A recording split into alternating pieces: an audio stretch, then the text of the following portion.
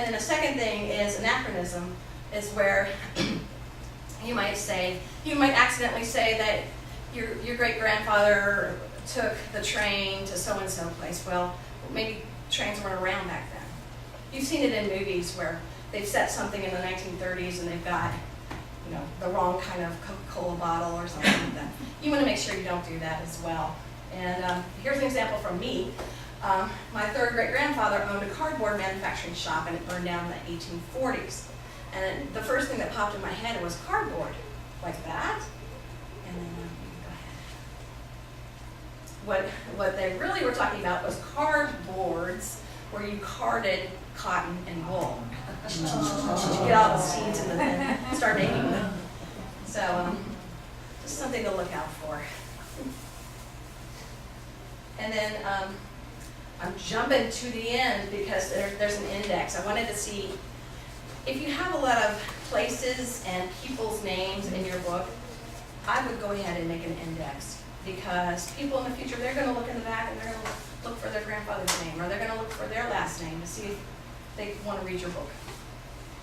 And again, you may think, well, no one's going to read my book. I'm only going to get a few copies of it, and I'm only going to give it to my grandchildren.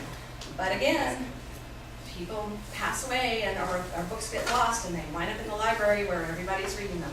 Or they wind up on the internet where everybody's reading them. And so think about this. Your word processing program will automatically create one of these. At least Microsoft Word will. Pretty easy. Something to think about.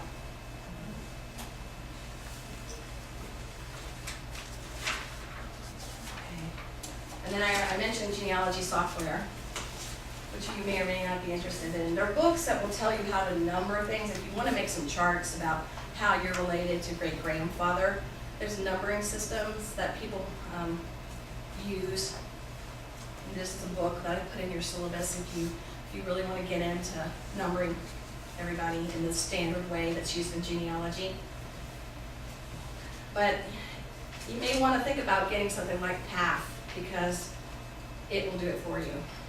And it's free. You can go ahead. PATH is called Personal Ancestral File. And you can get it from FamilySearch.org. I wish I had put that in the syllabus. That's PAF. PAF, Personal Ancestral File. FamilySearch.org. It's very easy to use. Mm-hmm. Search.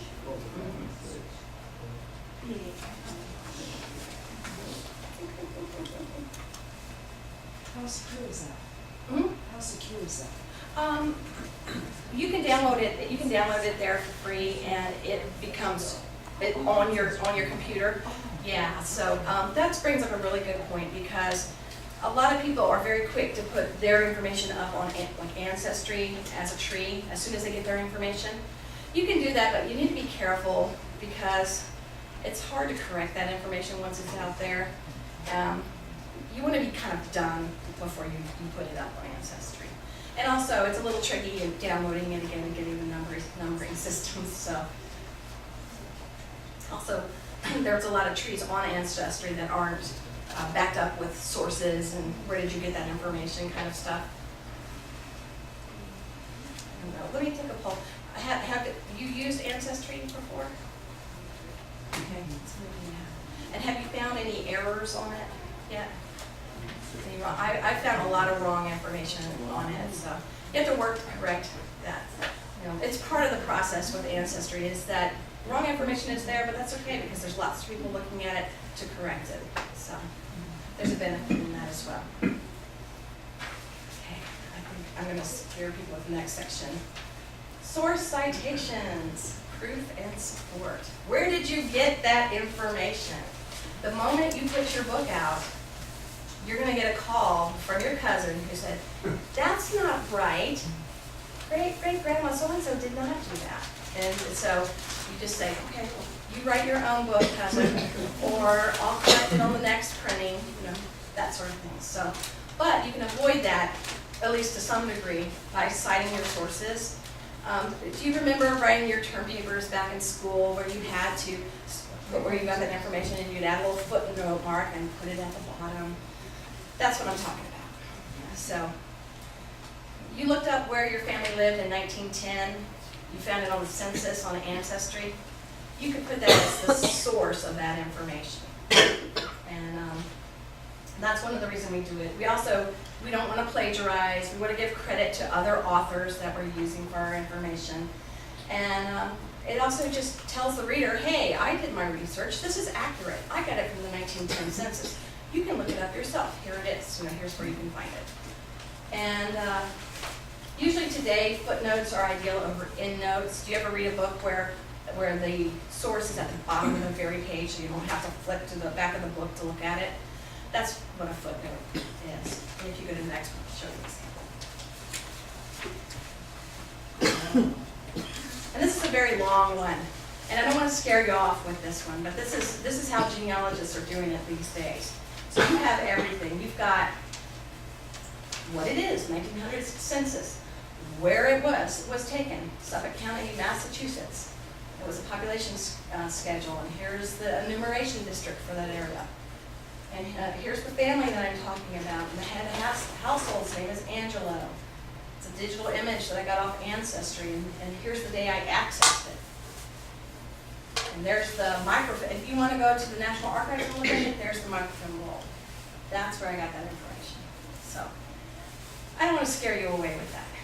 And maybe some of the, if I could get some examples of some of the sources you've looked at. Maybe it's a Bible or a family history, or maybe your grandmother told you something.